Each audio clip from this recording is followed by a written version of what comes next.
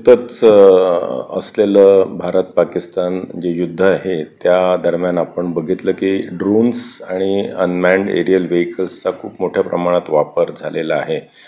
आपल्या इथे पण काही सिटीजन्समध्ये अशा स्वरूपाची घबराट निदर्शनास आलेली आहे की लोकांना काही विमानं जी कमर्शियल विमानं पण आहेत ती पण ड्रोन्स असल्याचा भास वाटत होता। तर ह्या पार्श्वभूमीवर आपण नवी मुंबई पोलीस आयुक्तालयाच्या संपूर्ण परिसरामध्ये येत्या 15 दिवस सुरुवातीला ड्रोन्स किंवा UAVsवर संपूर्ण बंदी घातलेली आहे। परिस्थिती बघून ती एक्सटेंड करायचं की नाही ठरवण्यात येईल।